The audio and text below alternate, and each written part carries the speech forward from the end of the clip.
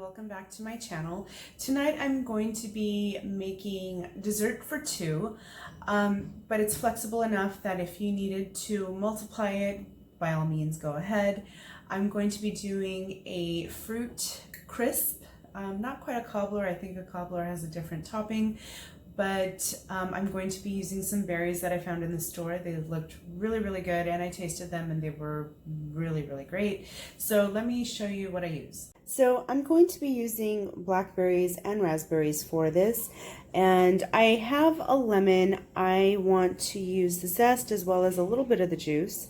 I'm going to be using some vanilla, and I will be tossing the berries with a bit of sugar and flour. And then in this bowl up here, it is a combination of rolled oats, a bit of flour, some puffed amaranth, and the curlicue looking thing is butter.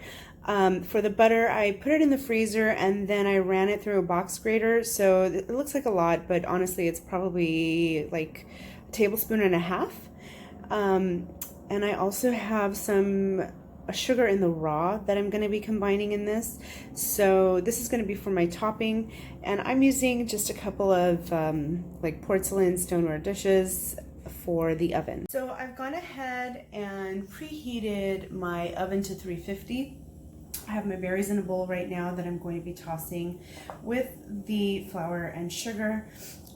If you're ever wondering, like, I don't know how much fruit to use, my suggestion is take whatever vessel you're using, fill it with fruit, and I would like generously fill it with fruit because it will cook down, and then put it in your bowl and just, you know, multiply it. This turned out to be about 2 pints of berries, and each pint is about 6 ounces, so I'm using 12 ounces of fruit. To this, I'm going to grate some of my lemon zest because I do like the flavor with the berries. You can do as much or as little as you like. This is pretty flexible. If you didn't want to use berries, you can do this with apple, or like in the summer you could switch it up to peaches and nectarines or a plum. Then I went ahead and cut the lemon, and I'm going to just put a little bit of the juice over it. And I'm adding a little bit of vanilla. And for this, it's only for 2 people. I'm only going to put 1/4 of a teaspoon of vanilla extract. Then go ahead and toss this.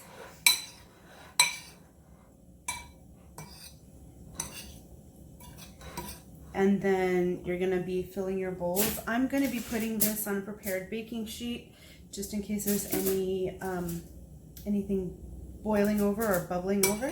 And then with the mixture in the bowl, I'm just going to go ahead and use a fork to kind of incorporate the butter and get everything going.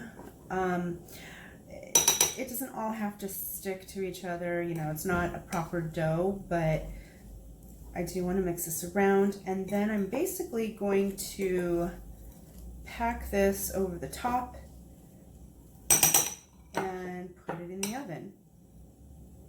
If you don't have the puffed amaranth, don't worry about it. You can use double the amount of the oats, or you can even add like almonds or walnuts if you have it. I don't have any of that, but so this is going to be kind of without nuts today. I'm going to do this part with my hands just because it's a bit easier. You don't have to completely cover this. It's nice if the berries kind of poke through.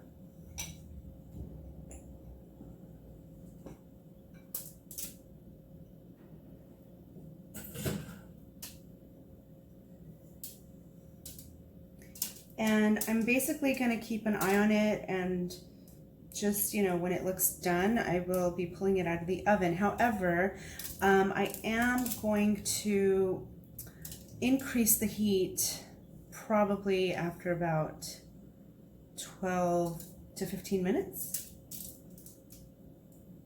And I'm going to be increasing it to either 375 or 400 and cook it until it's done.